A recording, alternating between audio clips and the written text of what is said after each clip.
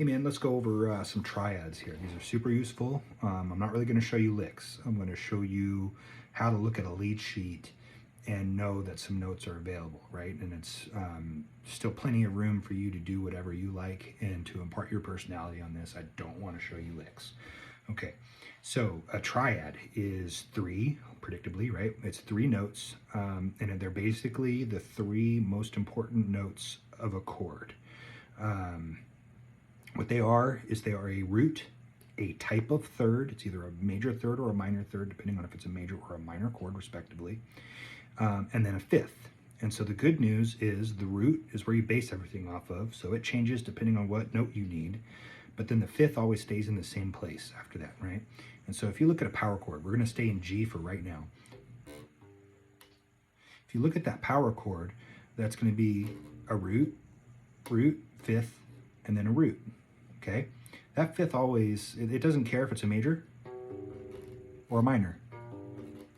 Okay, it does not care. It's always going to change in the same spot relative to the root, right? So the only thing you really have to worry about is where the third goes. And because of the layout of the fretboard, you know, you can find the same note in multiple places, right? Then you are able, if you've got a little bit of like a chance to plan in advance, then you can basically make things easier on yourself, okay? So a real quick primer on intervals, we're only gonna go up to a third, is if we got a G, we're gonna make this our root. And going one fret up from this root is going to be a minor second. This, from the root, is a major second. Minor third, which please note that's a B flat, just for later, and then a major third. So root, minor second, minor third, major third. Okay, now I told you I also need the fifth. So a major chord, if you see a G major anywhere, then you can do that. I don't know why you would want to. That is a long stretch, requires a lot of pinky strength. I don't have good form. You usually see me barely catch it because I can't get it right up to the fret wire where it sounds nice and pure. And so I would probably not do that unless I'm flying by the seat of my pants and I just realized I'm on a major chord and I need to do something with it. Okay, so if you look at that B, well, let's come over here to this G. Where's another B? Right there. Okay, so then the fifth.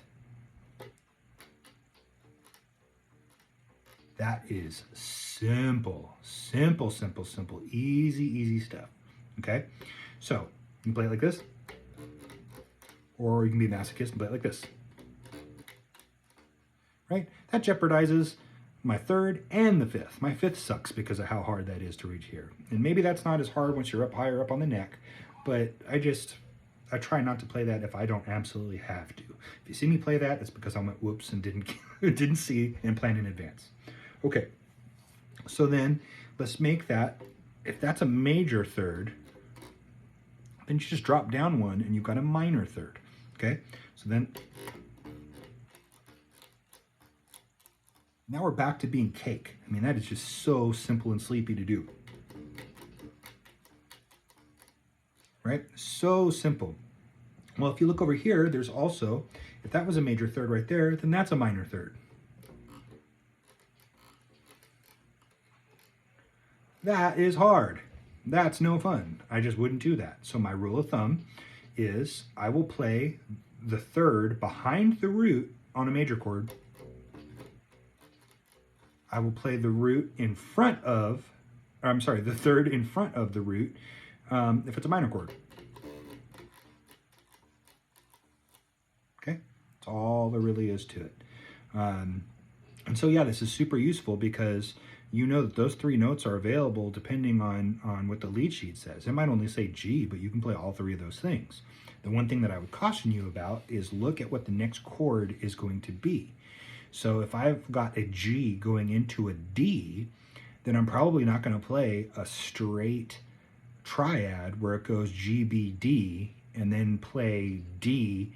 You know, let's say it's the 5 chord in that key, right? And then you would play, if you want to move it up, right?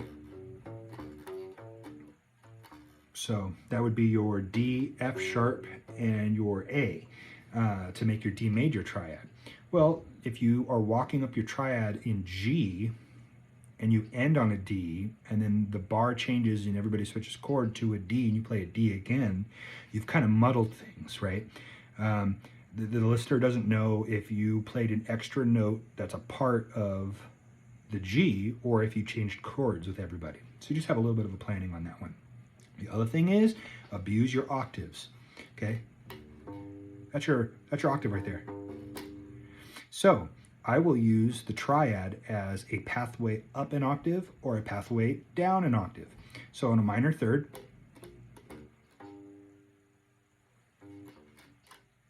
okay, on a major third,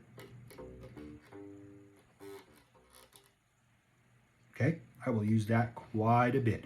And I use that rhythmically. Like you'll see me do triplets, like tick-a-da, right? I almost use them as toms, right? Like you can do any combination. Like you don't even have to do in order. It's a pool of available notes, right?